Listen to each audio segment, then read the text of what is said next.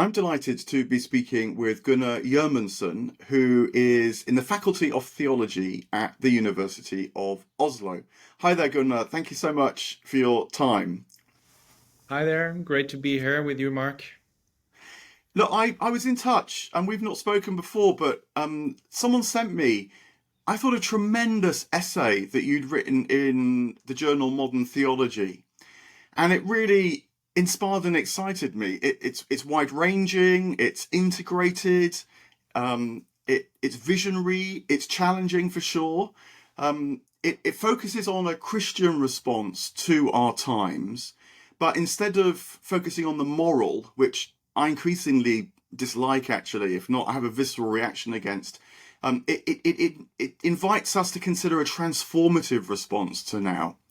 And moreover, it links psychotherapists who have been greatly important to me, Donald Winnicott, with a theologian who I don't know so much about, but I increasingly hear referenced in my bubble, which is Maximus the Confessor.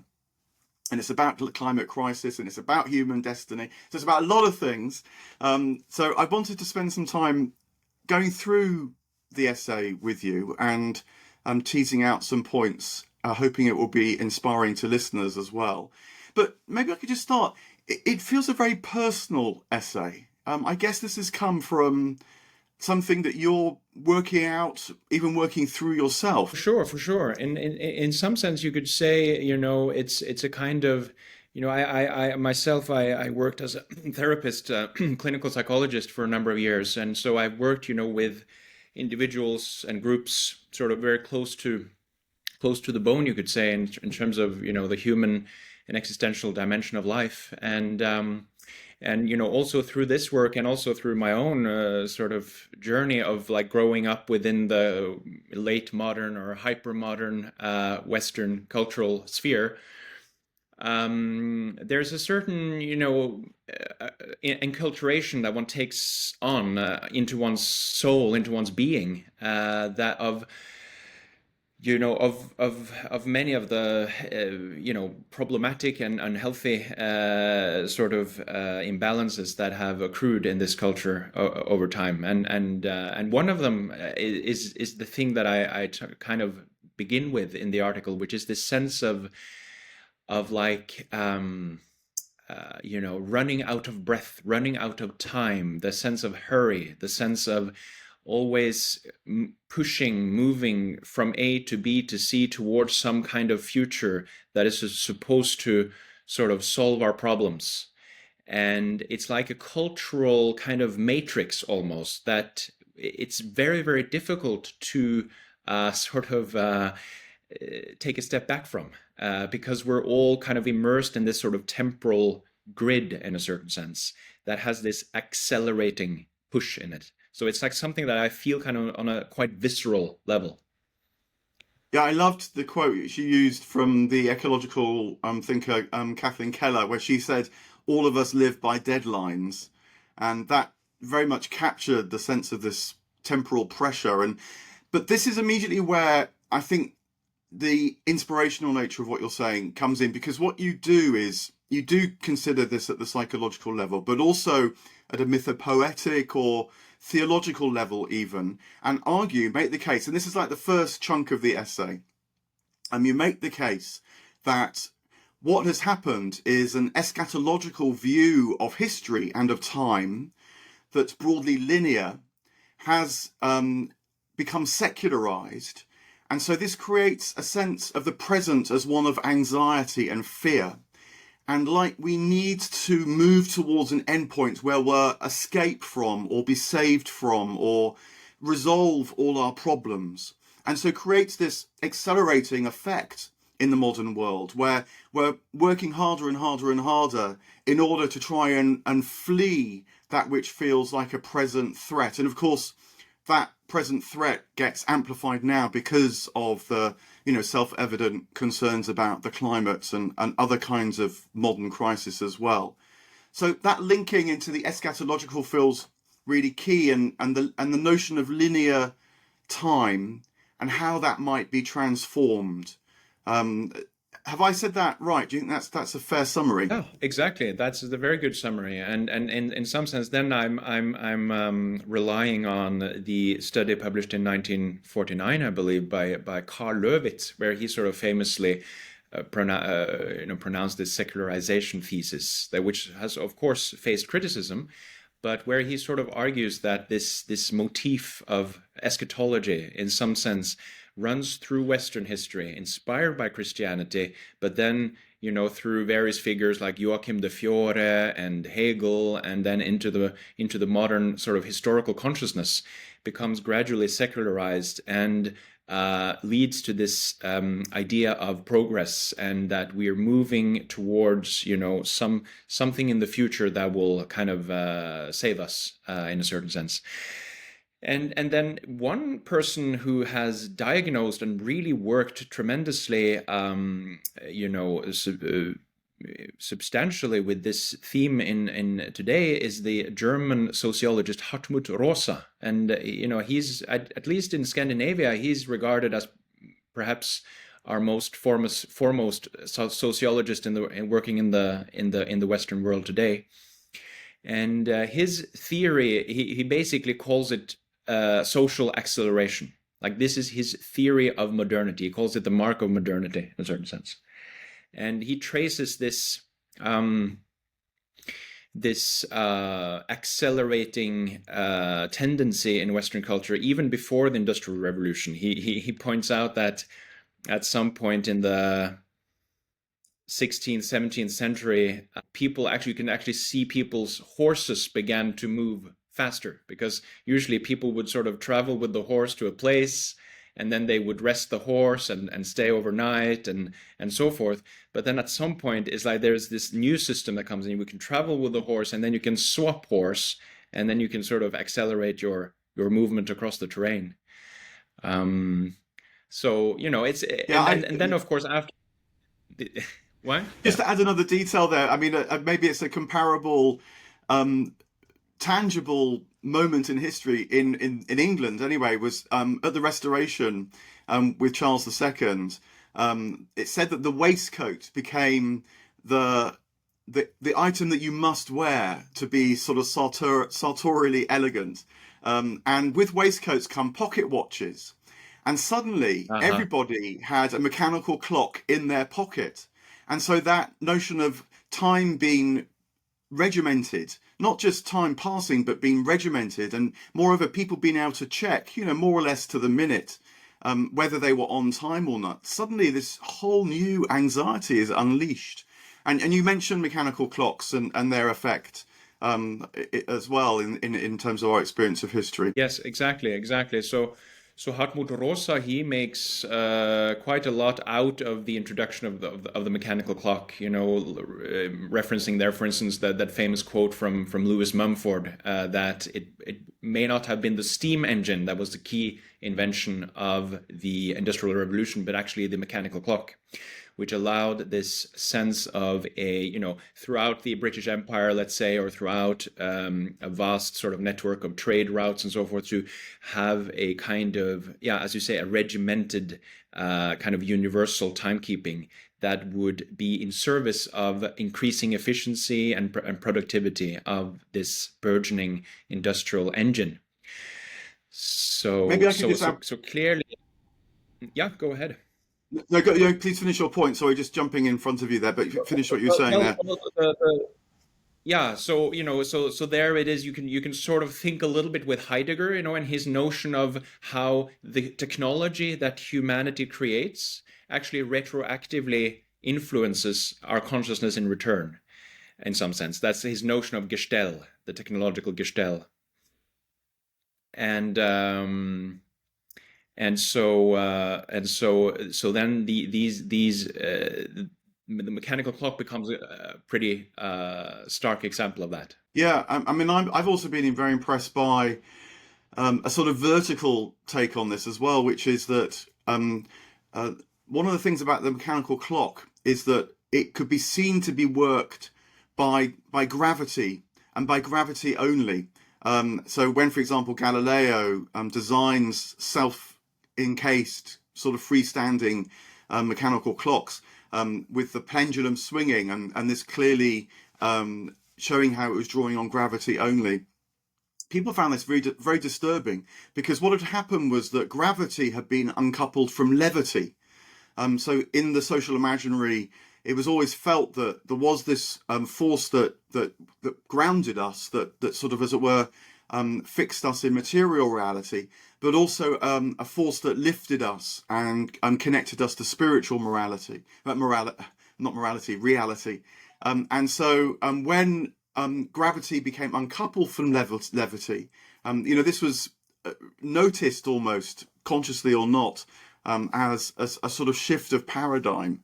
And at least as a metaphor, I think that the sense of one thing almost and one thing only that's pulling us, which is this tyranny of time, if you like, is captured very vividly in these kind of analyses. Yes, exactly. And then you have also the whole movement, analyzed by Max Weber in the Protestant imagination, where, there is this lurking threat of, the double sort of possibility at the end of life, at the other side of death, which, of course, Calvin strongly drew up. And so you have this lurking threat that maybe at the end of this life, I might end up. And ostensibly, it was said that, probably a majority of folks will end up in the pit, for eternal damnation, eternal torment. And, I think from a modern perspective, it's hard to sort of put oneself in the shoes of, let's say, medieval or early modern folks who were, taught this doctrine. And so there arose what Max Weber, of course, famously analyzed in his Protestant Ethic and the Spirit of Capitalism. There arose this need to figure out a way to somehow ascertain on this side sort of which exit you will find yourself on the other side, and that become for some reason tied to sort of a kind of a productivity and a work ethic, and how to be like a sort of to follow your calling in the worldly sphere. And then, so then you have this sense there too of like being stimulated to work harder, to be more productive. And in some sense that it's like the culture is already lifting slightly up from the earth in a certain sense. It's oriented towards something that's up here, something that's not quite, in the earth and in the natural cycles of daytime and nighttime and winter and spring and summer and autumn, and the cycles of the cosmos, which cannot be sped up. They cannot be sped up. The protein synthesis in our cells cannot be sped up, even though we would like to speed everything up in order to accomplish more, in order to perhaps prove ourselves as worthy individuals, for the final judgment call.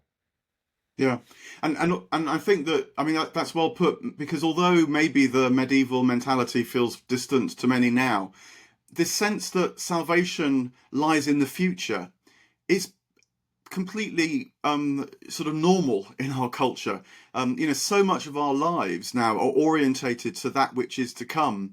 We have mortgages, we have pensions.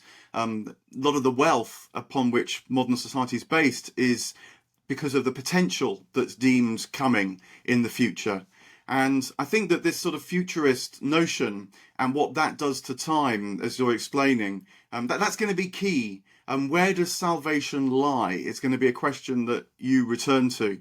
And I also just wanted to stress that it feels to me like, whether you're on the left or the right, whether you're a utopian or a doomster, and whether you're a technological sort of accelerationist, or whether you feel technology should be kind of hacked somehow, all of these ways of responding to anxiety about now feel like they are caught in the same bind, that of something is deeply wrong now, and the now needs to be attacked in some way, either by reprogramming it, recoding it, hacking it, or by sort of accelerating us out of the present into some fully realized progressive tomorrow. So that even calling our geological time now the Anthropocene is a kind of condemnation of now, and so takes us away from now.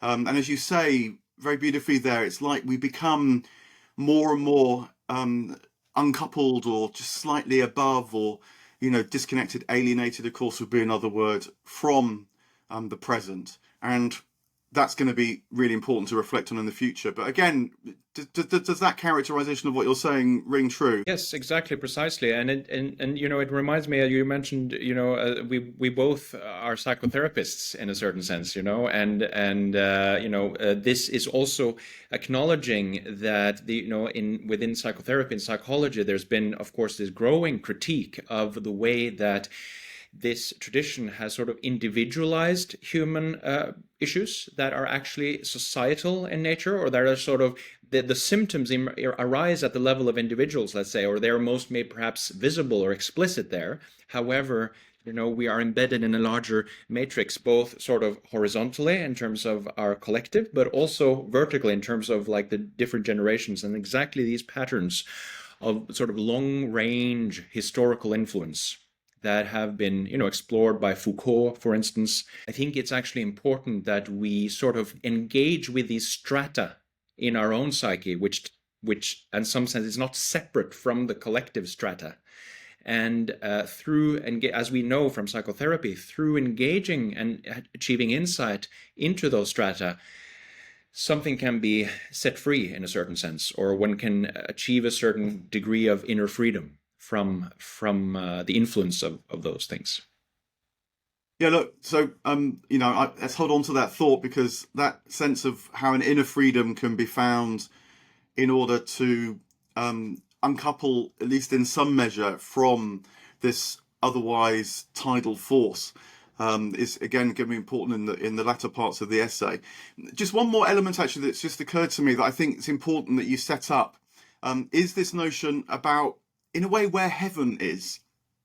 And again, the secularizing tendency is to think that heaven is a place on earth, in the words of a famous pop song, rather than seeing earth as a reflection or embedded in heaven, which is going to be the more notion that you come to latterly. But I thought this is really key. And actually, I feel this really comes about in the early modern scientific period, where a lot of figures like Francis Bacon are actually deeply Christian and feel that science and technology, as it's now becoming, driven by the mechanical philosophy, has been given as a gift in order to restore Eden, but to restore Eden in the here and now. And I think that, again, that kind of sort of metaphysical collapse, so that everything is supposed to happen on the flat land of Earth now, and the sense that now might be a preparation or a portal into more. I think that that's another facet that really, I think, comes in the early modern period. I'm not so sure whether it was part of the Christian imaginary before then, actually. Maybe just because death was so self-evidently present. And gradually in the modern period, death has receded from our daily imagination until we can't ignore it anymore, of course. But but that notion anyway of the relationship between earth and heaven, and the flatland pressure, the lack of space, again, sort of increasing this intensity, because we feel that it's now or never, that we need to make this future. Right. I think that's an excellent pointing to Francis Bacon, and yes, I'm not skilled enough and knowledgeable enough to ascertain that link precisely, but I think that there's definitely something there, and in some sense you could say it's a kind of fallacy of misplaced concreteness or something like that, like a kind of you're taking something like a vision that has to do with a certain kind of inner transformation, and you're sort of concretizing it, and we want to grasp that, we want to realize that. And so I think the problem is not obviously, I don't think the problem is technological and scientific development and progress in itself. We are, extremely grateful for the material improvements in comfort, in medicine, in the food we eat, and the possibilities that are afforded us today, compared to with just a few generations back. They could probably not dream of what has been made possible. In some sense, thanks to Francis Bacon and the visions that these early bucinatores novi temporis kind of drew up, perhaps, in a certain sense. So it's like an interesting sort of dance here, but across history, between the ones who have sort of worked really on the material plane and worked concretely with science and technology in order to improve and expand that potentiality. And then on the other side, those who have constantly reminded people that, it's not exactly out there. None of those things will provide you like with your heart's true desire, true longing. So you cannot mistake the two. And I think that's where the fallacy comes. That's where the kind of collapse that you talk about, the collapse of the sort of spiritual dimension, or the notion of the sacred, when that becomes completely gone, as secularization goes on, then we're sort of only left with those shiny surfaces that seem to be constantly improving, and perhaps will give us what we kind of secretly long for inside. Yeah, I think that's a really crucial idea. The loss of the sacred is, in a way, the defining moment. And I can't remember whether you mentioned this psychotherapeutic sort of reflection, but it's sometimes said that the psychopathology of our age is addiction. And the point about addiction is that it's this attempt to answer a question with the wrong ask a question and answer it, but with the wrong answer, and consuming in order to find satisfaction for the soul. Maybe put starkly like that, is self-evidently a fallacy. But in a way, as you were saying right at the top, this way of approaching life, this life world, is so pervasive now that even if you spot that kind of fallacy, it's very hard to know quite what to do about it, because consumerism does bring these great goods, and holding in oneself the notion that the soul yearns for more, for something other than just the comfort of life, good though that is. That's no mean challenge, actually. So yeah, addiction and so on came to my mind when I was reading the essay too. I feel like we sort of set the scene and got the sort of diagnosis. And just to stress again, I love the essay because of the way that it moves from the psychological to the sociological, to the theological, knitting all these things together. Plus, having this kind of fresh take, the focus on time. I don't think we've said the word chronos yet, but this chronological time, this idea that time's linear, and that there's this irresistible pull into the future when some kind of completion will be found. That's sort of the nub of it in summary. Is that all right? Should we move on to the sort of what I felt to be the second movement of the essay? Sure. Yeah. So this is where the Christian tradition comes in, and in particular how it offers a way of undoing this regime of linear time, of chronos, of the idea that salvation lies in the future. And, to many people, whether they're Christian or not, this might come as a bit of a surprise, because generally speaking, the story goes that it's precisely, well, maybe the Judeo-Christian tradition that introduced this notion of linear time. And then certainly with Messianic ideas, and particularly in the figure of Jesus, and the notion that time will be sort of wrapped up, Jesus will return, these kind of notions they are very pervasive actually in Christian culture. But you point to, and maybe it's a minority tradition, although actually I think it is the one that goes right back to Jesus himself. And there are plenty of substantial figures that advocate it, which is the notion that actually, well, maybe I can sort of summarize it with the Greek terms that you use and then hand over to you. But it's the notion that actually the eschaton isn't some point in the future, but it's happening now. Because, and here you borrow from a more Eastern notion within Christianity, theosis, our union with God, which is our destiny, is also happening now. So the eschaton and this notion of theosis come together to revive and remake, in a way, the importance of the present.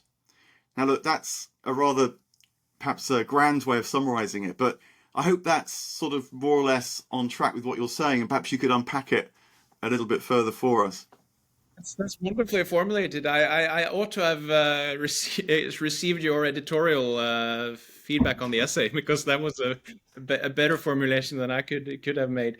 It's Yeah, only because precisely. I'm so excited by the essay, really. It's made me think so much, and with this sort of visionary quality, though. Anyway, but yeah. Yeah, I think you summarized it perfectly. And so, yeah, there's definitely a sense there of,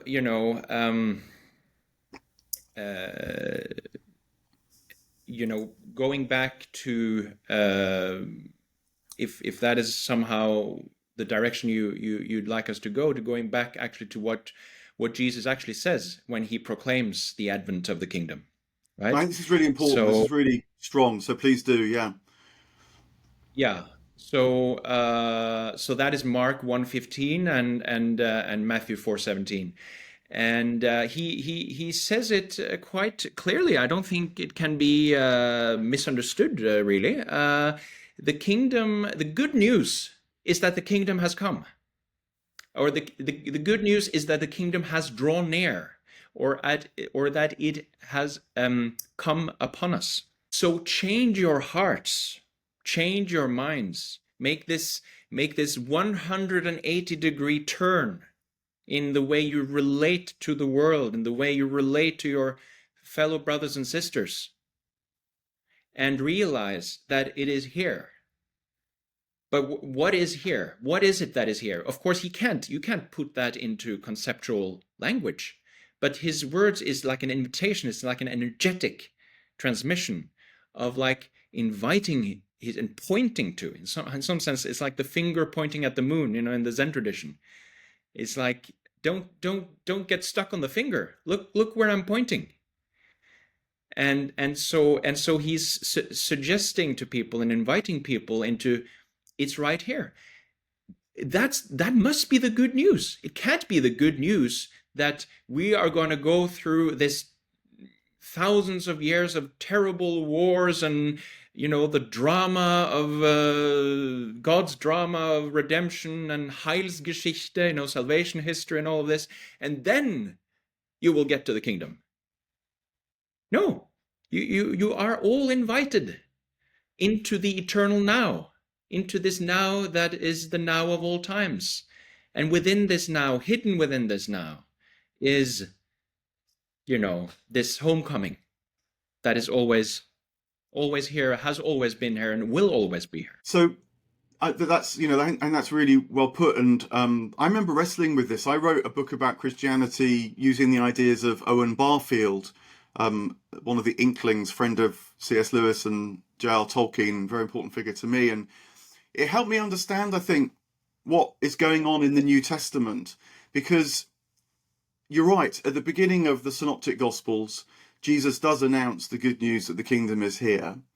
And then in Luke, particularly, there's this, quite well-known session where Jesus says, people will say the kingdom's over there, it's kind of coming towards us. And he says, no, the kingdom of God is within you. So this sort of stress on interiority, and that's the place to look. But of course, you also get plenty of examples in the New Testament of a future eschatology. There's apocalyptic sections in Matthew's gospel. In early Paul, particularly in 1 Thessalonians, is this notion that at some point we'll join those who have died in a kind of gathering in the clouds. And there's this tension, therefore, in the New Testament. And the way that I came to understand it, largely through Barfield, is that the announcement that Jesus made is remembered because the traditions remembered Christ saying it.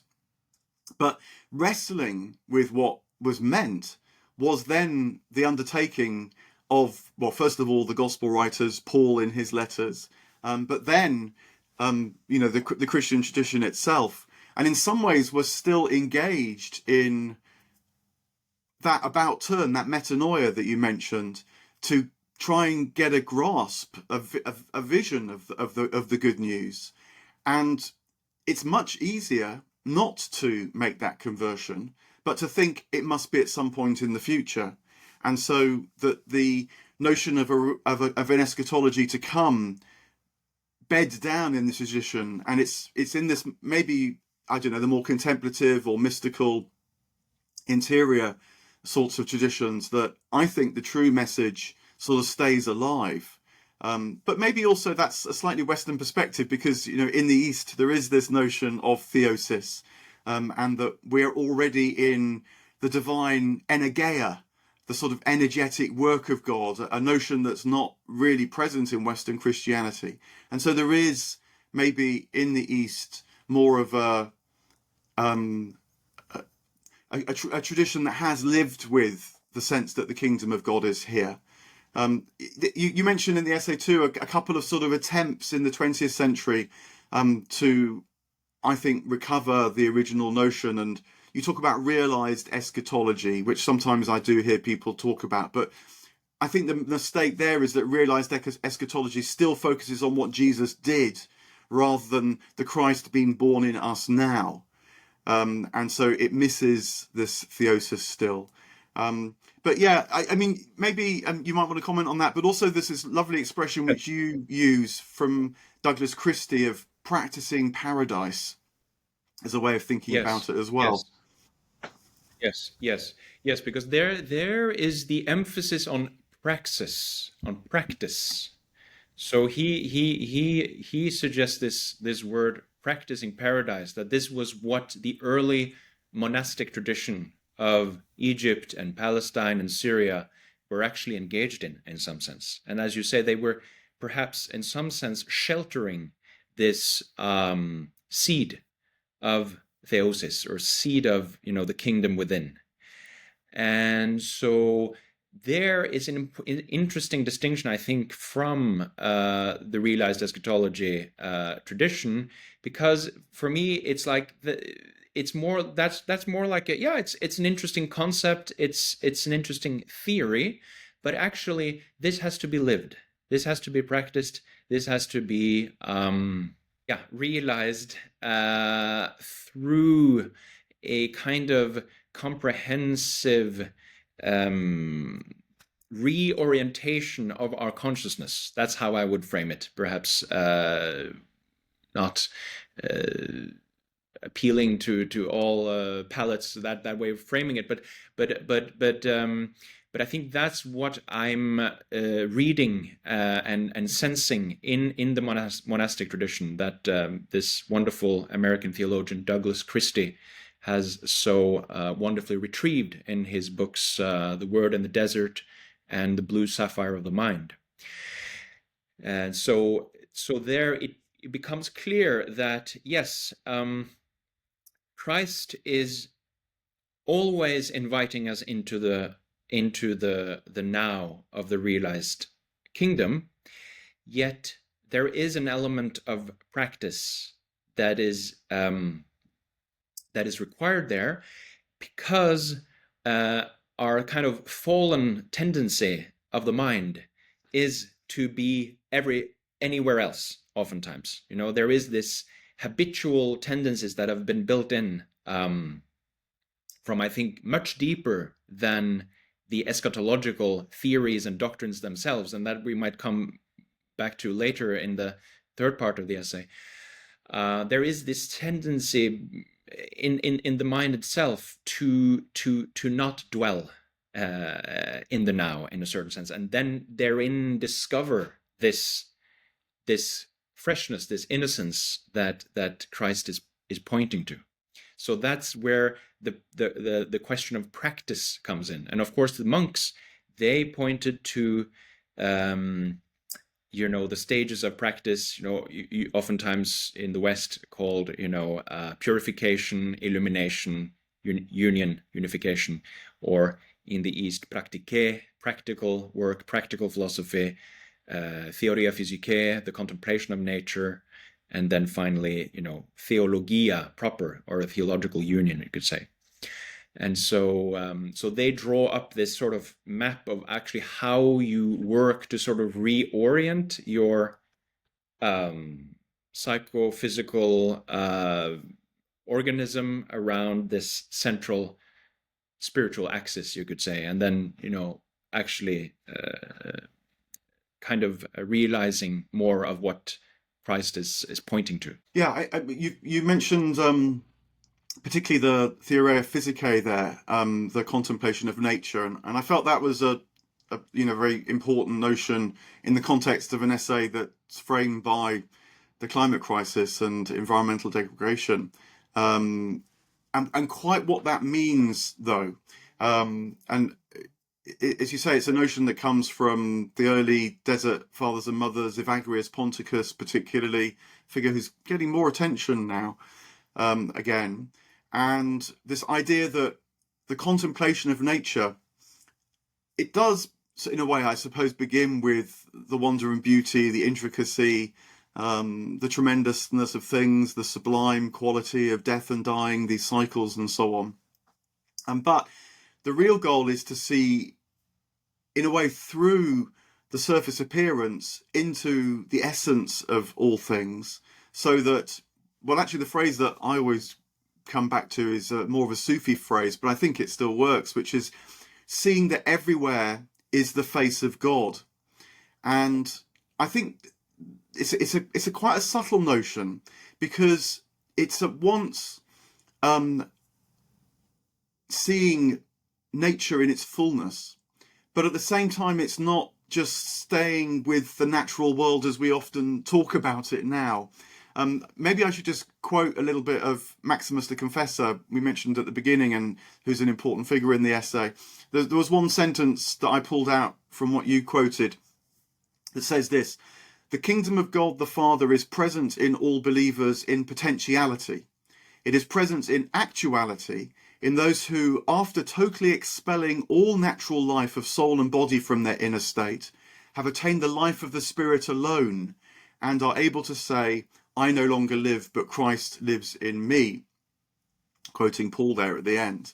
So there's something subtle going on here, because it's at once a turn to the contemplation of nature, but at the same time it's seeing nature in its truest sense, which in some way is putting to one side all that's transient, all that's created, all that's in this cycle of death and dying, a kind of deeper dying, you might say, that then enables the true source and fount of all this life to be appreciated.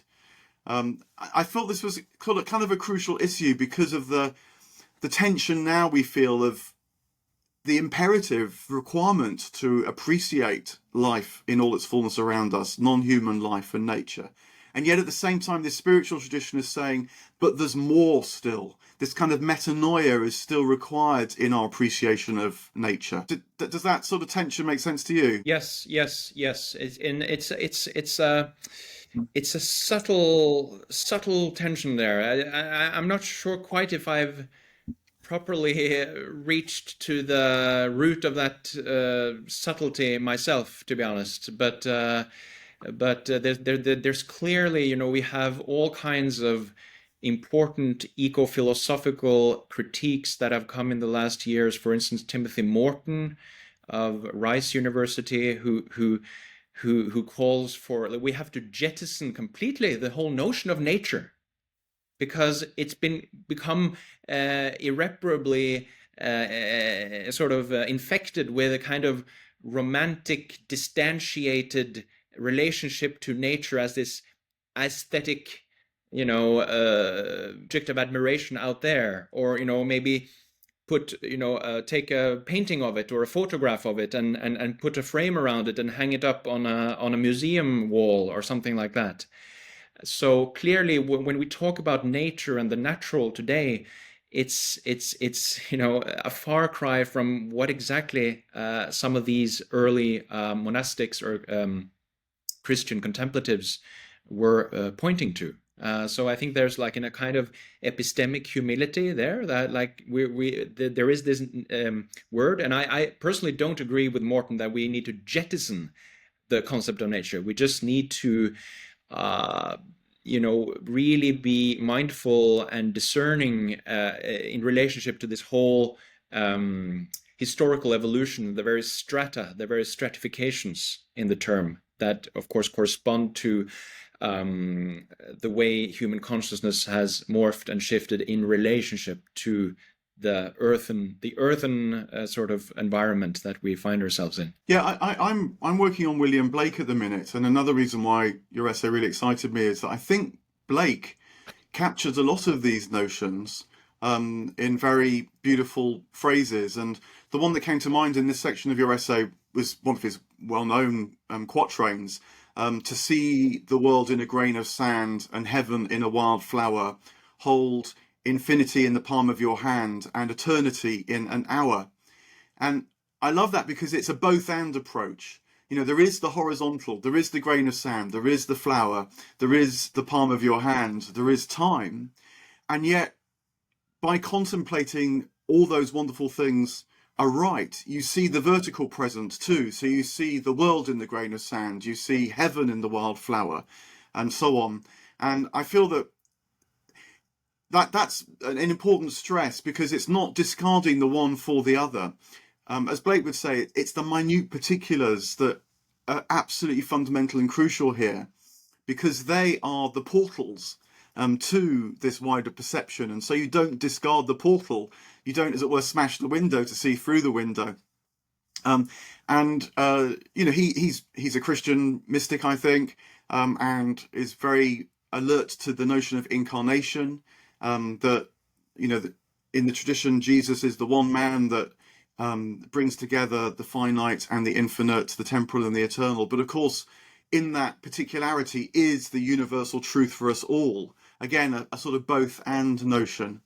So Blake really helps me with this sort of, because in a way it is a poetic way of seeing.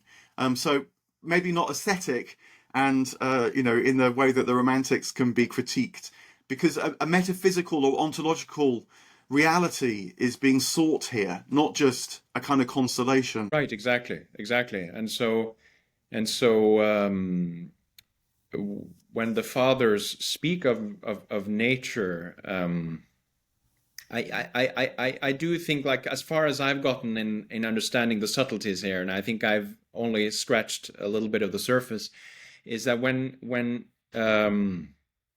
Maximus speaks of expelling all natural life in the quote you just read, he is referring to it's like natural means the ordinary mind, the ordinary perturbations and afflictions and obsessions and all of what we get tangled up in, like he hadn't seen the world of smartphones and social media and email and all kinds of polarization and so forth that happens in our age, but they had their version of it, like the eight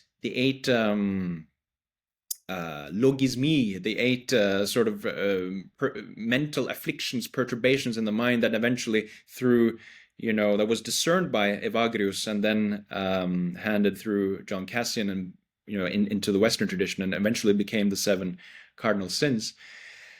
They are a sort of expression of this ordinary mind that sort of clutters our consciousness and sort of like veils, you could say, that the clarity and the freshness of this more heavenly, now that we're talking about. And so, as far as I've gotten, that's what Maximus is pointing to in that particular quote when he uses natural. In other places, Maximus talks about the spirit is not opposed to nature. He says that the spirit actually comes into us to restore what is natural from having been made unnatural through sin. So, so there is all of these subtlety in the use of the terms. Yeah, no, that's well put. And maybe this is a way of just reflecting a little bit more on how this changes the experience of time, because with this view of restoration, things are seen not coming, as it were, from the past and moving through the present into the future, but as grounded and known as grounded when seen aright in the eternal present, and a sense of constantly being a generation or a manifestation of the divine life. I've also been very impressed by the Eastern Fathers when they wrote about how creation happens primarily within God. And then on earth, as it were, we experience an unfolding of that eternal creation. It's borrowing from the Platonic notion of time being the moving image of eternity.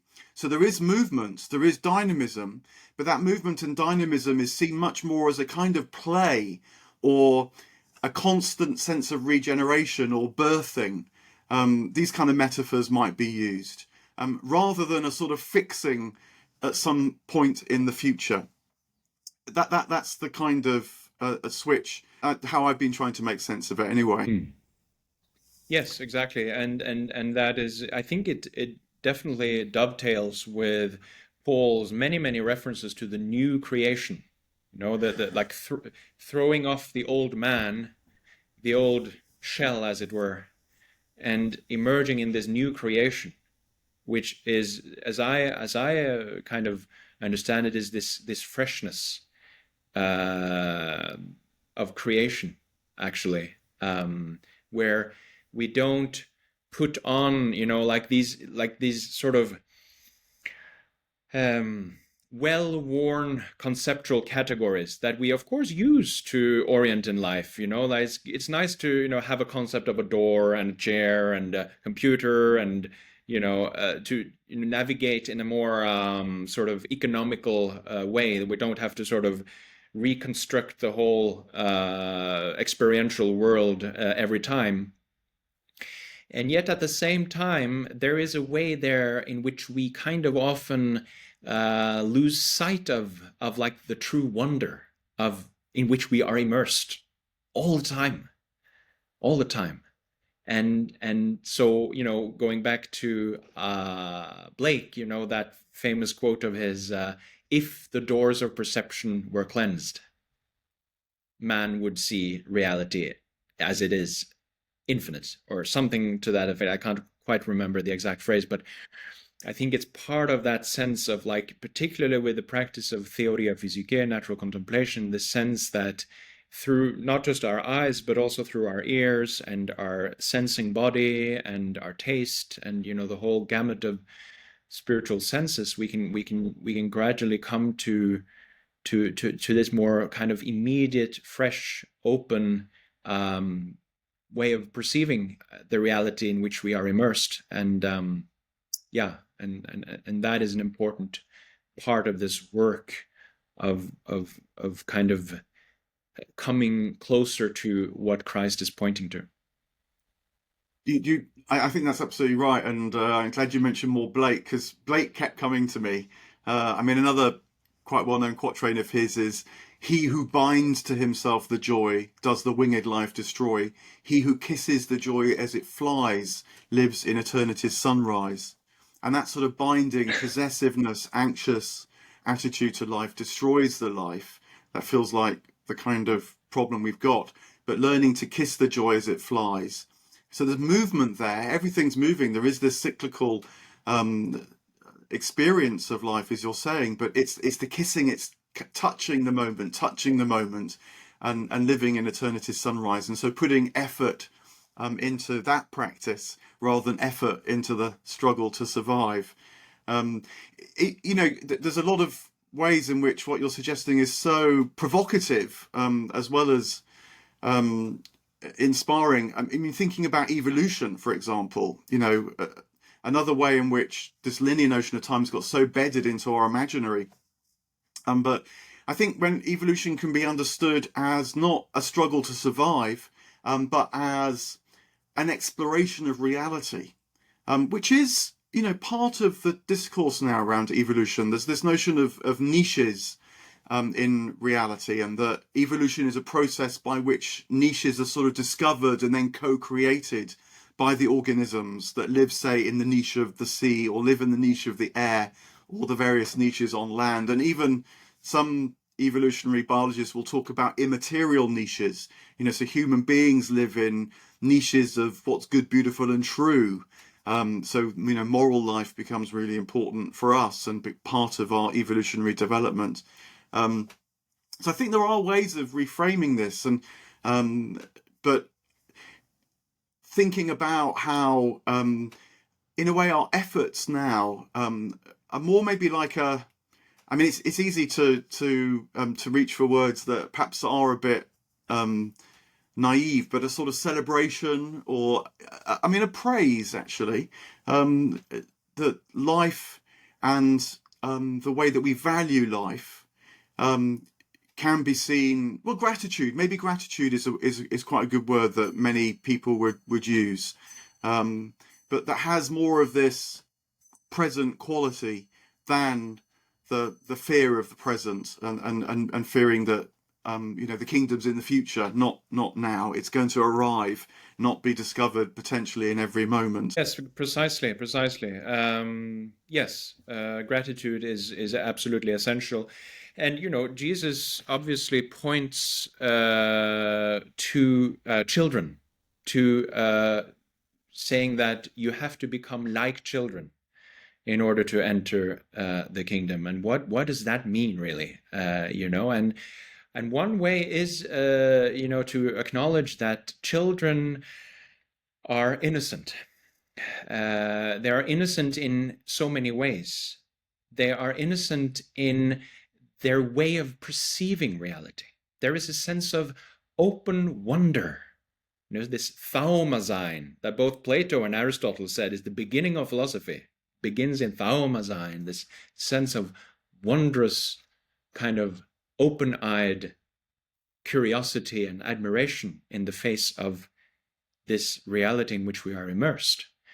And so I believe with those words, he's pointing us back again to something that is indwelling, that it is sort of, us coming from a psychotherapeutic orientation, we know about the layers of the onion, the babushka dolls, that, as we develop over time in our history, growing up and so forth, there is a lot of layers that gets put on.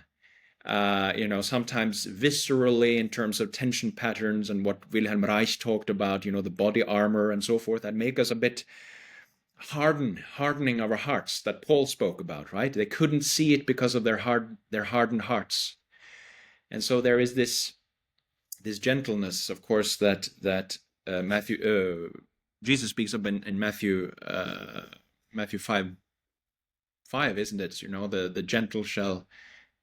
Blessed are the gentle of heart, for they shall inherit the earth, and also children being gentle and innocent and open, and that is something we can recover in ourselves, for sure.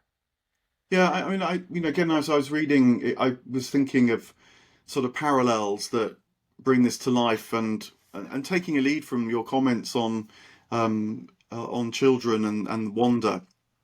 Because I think the notion of craft is a way of making something that is also loving what's being made.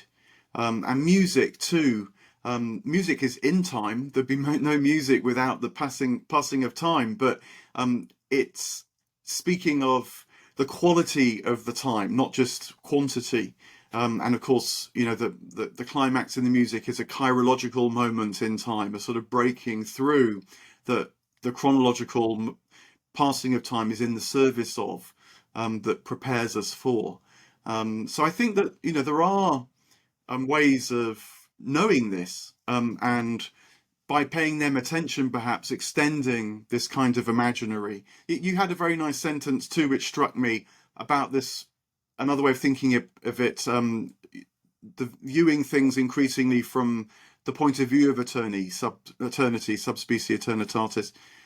When you said the horizon of the soul's consciousness merges with the absolute horizon of divine being. And I think wonder has that.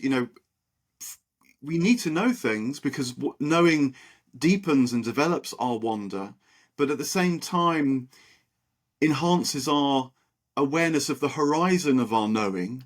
And at that horizon, the divine horizon is met too. That's why we have this tremendous sense from wonder. It's not just a kind of gawping notion, but it's the intimation, could this be true, that our mind fits the divine mind and meets at this horizon of what we don't know tipping towards us. I thought that was a very nice sentence that you had there. Yes, and we can, begin to weave in some of these British object relations theorists that I think we both are enamored with. For instance, I believe it was Guntrip in his book, Schizoid Phenomena, Object Relations and the Self, who delineated this schizoid structure in the human consciousness. That there is this sense in which we're kind of a little bit at a remove from the immediacy of contact with the realm. There is this protective membrane, and of course he was working with people who had very exaggerated versions of that. But I think this schizoid structure is actually a sort of fairly universal phenomenon. It's just part of the territory of developing a functioning ego structure. There is a need for protecting oneself from the onslaught of impingements and micro traumas, and of course trauma is emerging as a very important word these days, and it's more acknowledged that like actually incarnating into this world as a very, very impressionable, very, very sensitive soul, and into this, and as young babies, young children, we see how open and sensitive they are, and then of course being exposed to all kinds of things is like, it can be quite intense, quite shocking in some sense. So developing this schizoid bubble a little bit. But I think it's precisely in the thaumasein, in the wonder, in that openness, that sometimes just is a matter of grace. It's not something we can sort of engineer our way into, but it's like in those moments when a piece of music, as you say, or we're catching the sunrise or the sunset, or in some intimate encounter with another human being, there is an opening. There is a sense in which that membrane, relaxes or melts, and that it speaks to what you were describing there. Yeah. Well, look, this moves us nicely into the third part of your essay, where you make these links to modern psychodynamic insights. A figure who features prominently in the analysis is the British psychotherapist Donald Winnicott, who I think is one of the genius figures of modern British psychotherapy for sure. And what he notices is, the reason why this might matter is because, in a way, what we've done in our conversation, as you do in the essay, is we've sort of diagnosed the deep problem of our time in relation to how we experience time. And we've talked a little bit now about the Christian revisioning of time as the moving image of eternity, and so the present moment being that within which the kingdom is born. But you then add this, I think, very, very important modern inflection through psychotherapeutic ideas. And in Winnicott, maybe I'll just explain it. In Winnicott, there's this notion that there's a kind of aboriginal breakdown, is the word that he uses, that haunts us through life. And again, like you're saying with the work done on schizophrenia, it's the work's often done with people that are really intensely suffering with it, but actually it's a general manifestation of our times. And similarly too with this notion of an aboriginal breakdown, Winnicott was working with mostly psychotic patients, but realized that they were just sort of more florid or intense manifestations of a wider malaise. And this, for Winnicott, the aboriginal breakdown comes with being born. This kind of trauma of separation that's inevitable. It may or may not go more or less well. And if you're lucky, you're well held through that. And so you might not feel this fear of breakdown, as he puts it, through life. But he argues that socially and culturally, well, maybe what I should say actually is that you take this, and I think this is a really good move, and argue that the same notion can be understood socially and culturally. And because what has happened is that with this separation from nature, as you say, this kind of moving slightly above the present reality, the materiality, the cycles and so on, there's a breakdown there, and that we're haunted by this breakdown, but don't know it. And so this again fires the quest to fix it at some point in the future through progress, through technology. And it never satisfies because it never quite addresses the original sense of disconnection, this aboriginal breakdown. And I think this links too with the fear of death, and it's why overcoming death is part of this accelerationism too, that death is seen as a demise in the future, but when it's realized that this fear of death actually is associated with this aboriginal early disconnection that we don't quite remember, but feel its presence consciously or unconsciously.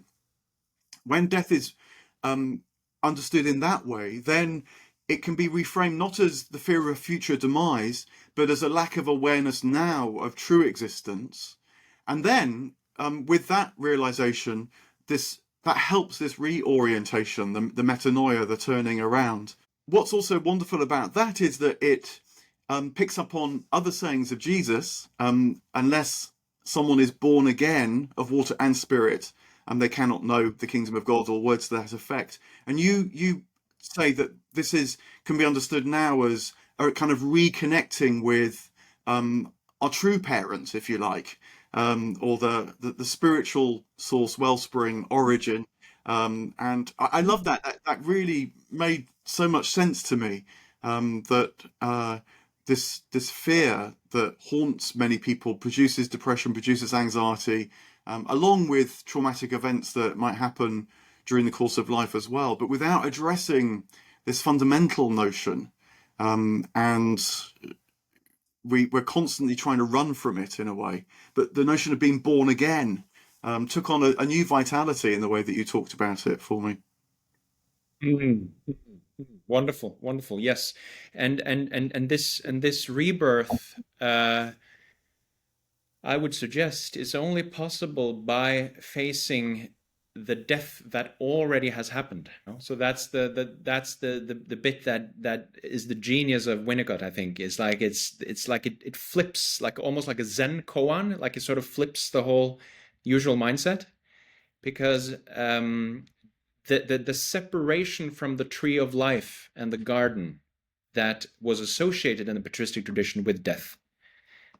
I interpret, the way I read Maximus is that it's not literally the demise of the body, but it's a kind of spiritual disconnect in some sense, disconnect from being, that we're living slightly not in the fullness, the ontological fullness, you could say, of what is really here. And that's again this schizoid. It's not schizophrenic. Just I wanted to make that discrimination. It's schizoid. Sorry, I it's lied something that, didn't I? Yeah. So it's the withdrawing rather than that's what you mean. Yeah. Psychosis. Yeah, the psychosis. Then the membrane is in tatters and all kinds of weird things coming in and out. But the schizoid thing is like you have your fortress, your iron fortress, and you're inside it. So, but this bubble is, I would argue, what Paul is referring to, and of course Maximus also refers to that quote from Galatians 2:20, where he says that I no longer live, Christ lives in me. That he has sort of ventured over that threshold. of the perhaps, feared breakdown of that separate bubble, and seen that, yeah, there is a larger field here in which I am participating. You summarize that very nicely again in another sentence, which I pulled out, where you say, so true life and true existence is possible only by facing the death at the core of one's ordinary self, in order to restore the indwelling image and to be reborn into an ontological participation in divine life. I thought that captured it very well. This word participation is a very helpful one too, I think. And you also talk about the sayings of Jesus. Jesus's genius is that part of Jesus's genius is that he was able to put these things in very penetrating but simple ways. And you reference his saying, look, don't worry. A practice of living lightly, of not worrying, a sort of carefree orientation. And that was a lovely thing, because it's so contrary, of course, to the anxiousness of the present times.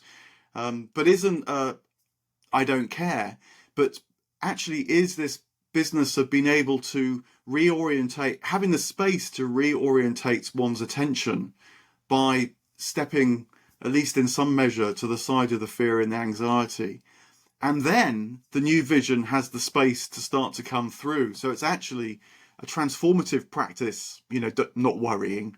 It's not just, not giving a damn at all. Yes, exactly. So I spent quite a bit of time with that passage from Matthew 6:19 to 34, I believe, roughly, where, he exhorts his followers to not worry about tomorrow.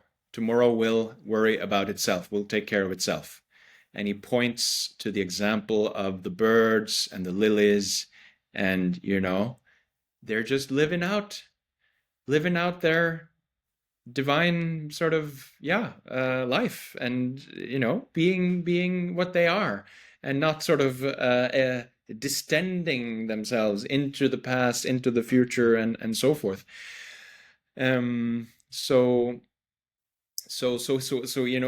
actually me merimnate in Greek, right? It's I do not worry. And then, of course, the early monastic tradition, which Douglas Christie brings out so wonderfully in his book, The Blue Sapphire of the Mind, they then formulate this concept of amerimnia as a practice, the practice of amerimnia, the practice of carefreeness, as you say, not as a,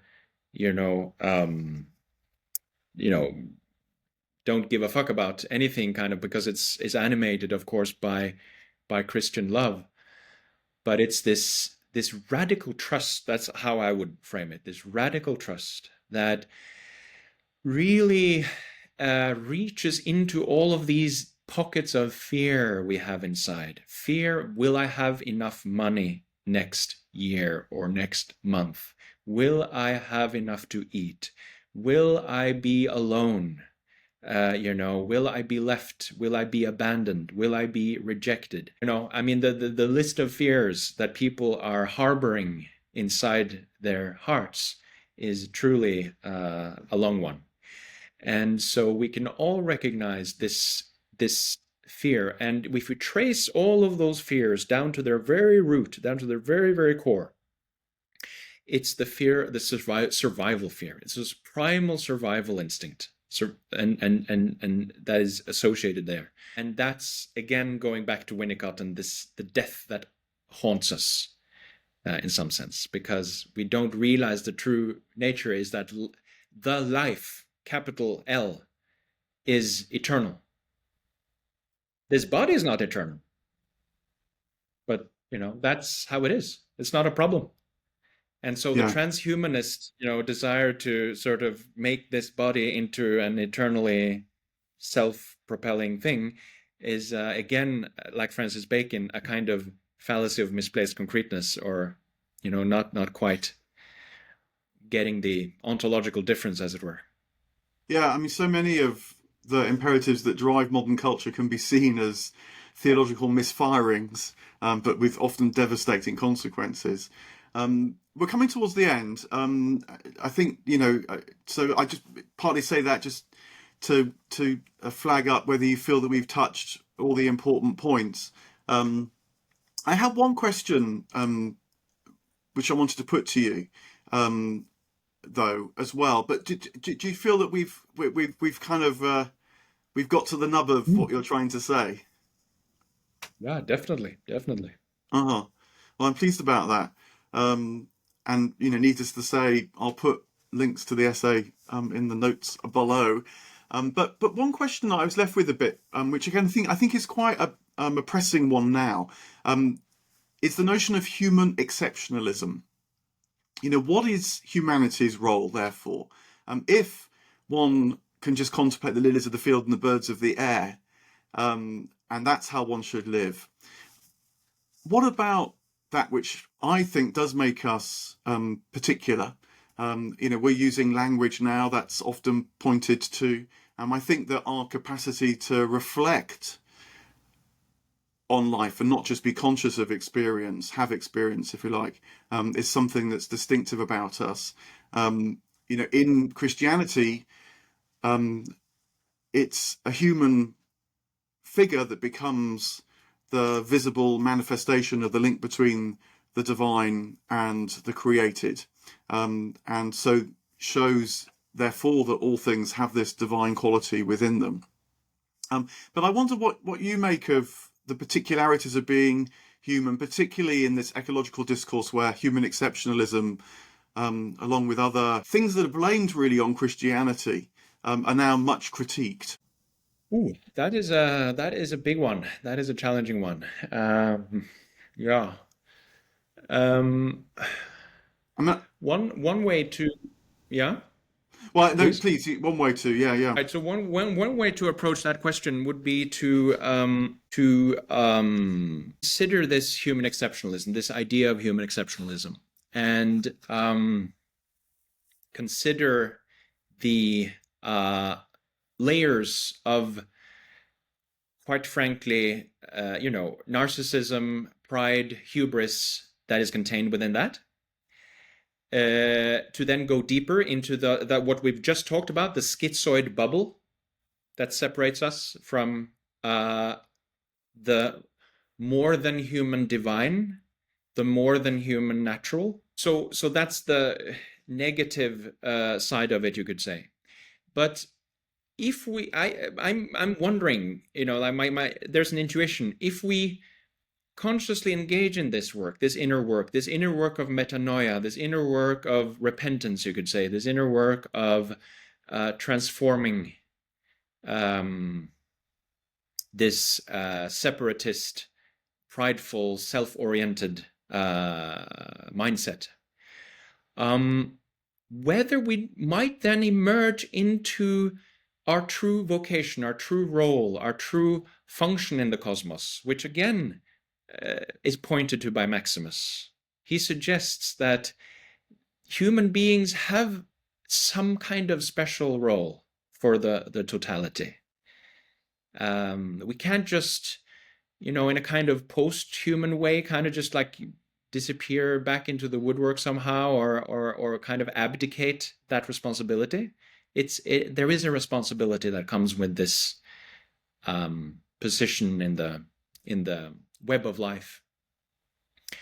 And I think there are a lot of people who are right now from very, very different directions, inside academia, outside academia, within economics, within permaculture, within all kinds of ways of transforming our way of being on the planet, of how to live together, are piecing together a little bit of puzzle pieces of what this vision could look like. Of like Zitzioulas, the Orthodox contemporary theologian, who draws on Maximus, he talks about human beings being called to be priests of creation in some sense. There's a kind of, probably that too is kind of a little bit tainted with some kind of presumption. I don't know. It's like, that there needs to be a profound humbling process happening. And yet at the same time, on the other end of that humbling process, that transformation, I think there is a unique role for humanity, precisely as you say, because of our capacity for self-reflective knowing of the reality in which we are immersed. I Mm. don't know what do you think? What do you think, Mark? Yeah, I mean, I think there's a lot there in what you're saying, and maybe just um, well, developing it in another way by another remark of Jesus that, or the way certainly that the New Testament talks about the priesthood of all believers, and I think that, well, put it like this: sometimes when people object to human exceptionalism for the reasons you explain and are self-evident, they might return to, I don't know, say indigenous ways of life and want to celebrate that way of living within nature, through ritual, through pattern, and so on. And I get that and can find that appealing too.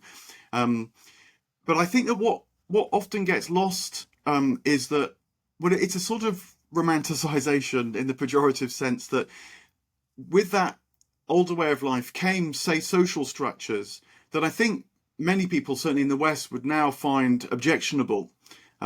People have their place in the social hierarchy and so on. And I think that what's happening now is that we're valuing the individual in a very particular way.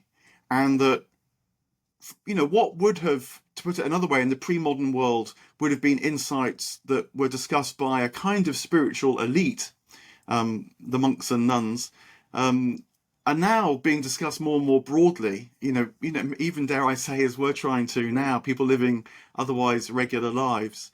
And I think that valuing of the individual is part of what is born by the valuing of the human, and that what we need now is maybe the sort of next step, which is to realize that this valuing of the individual is also a call for all people, all individuals, to make these kind of turning around, to understand afresh our calling, our destiny, both in relation to the world in which we live, but also in terms of eternity.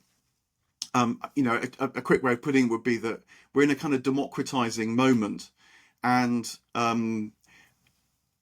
there's a real risk in that democratizing moment, because it does require a sort of step back to understand what it is to be human, apart.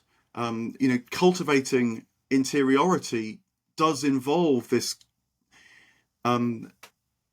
training of attention away from the wider world into what's going on inside.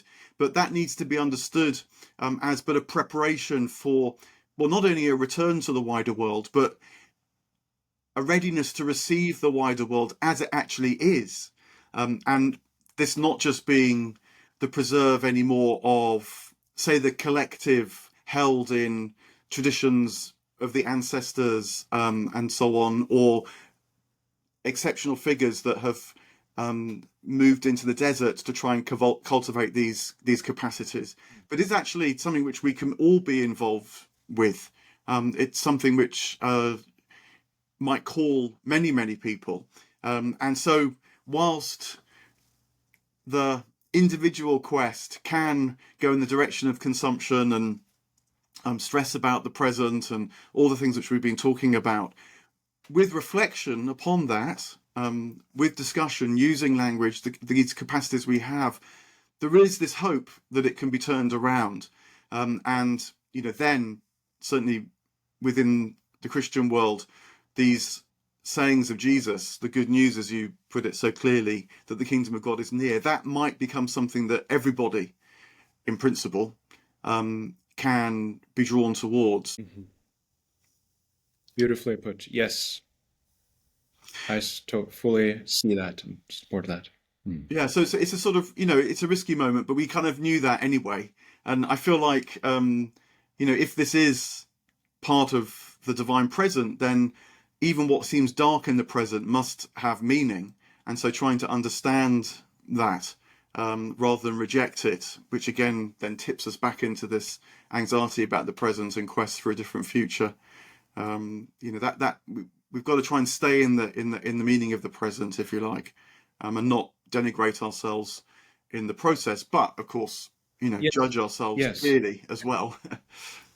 Yes, exactly, exactly. And just to add little final detail there, I think it's important to see that we're in some sense it's possible to shift from this process of always an ego self kind of trying to get to where it's trying to get its, whatever, salvation or promotion or money or safety or recognition or whatever it is, to get to the kingdom in some sense.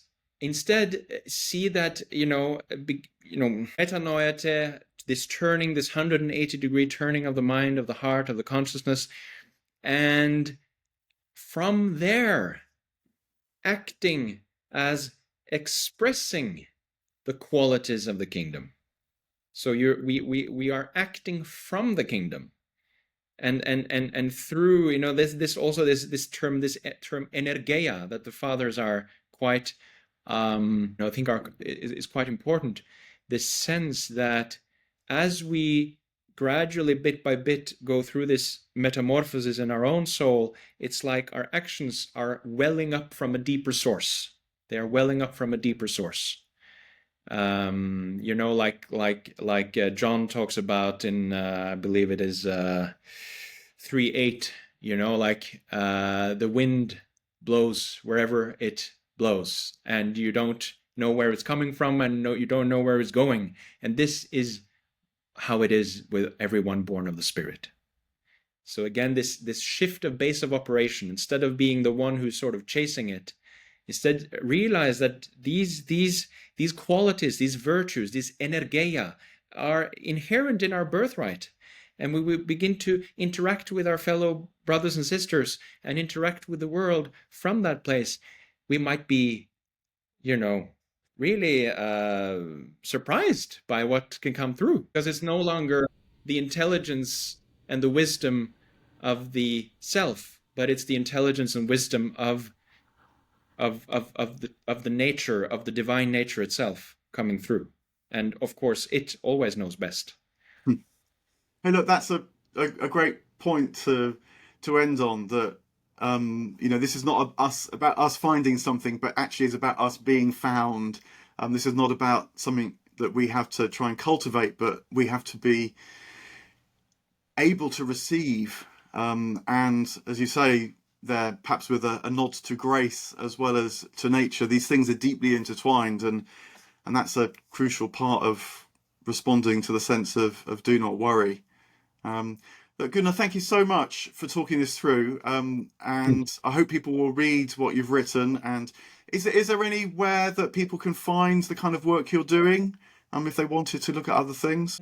Not so much. I mean, you probably could look at my page at the University of Oslo, but yeah, I haven't really that much to offer at the moment. But certainly check out the article, yeah, if people are interested. Hey, look, the article offers a huge amount. I was so delighted to read it. I've been rereading it, and it's a joy to talk through it as well with you. So thank you very much. Thank you, Mark.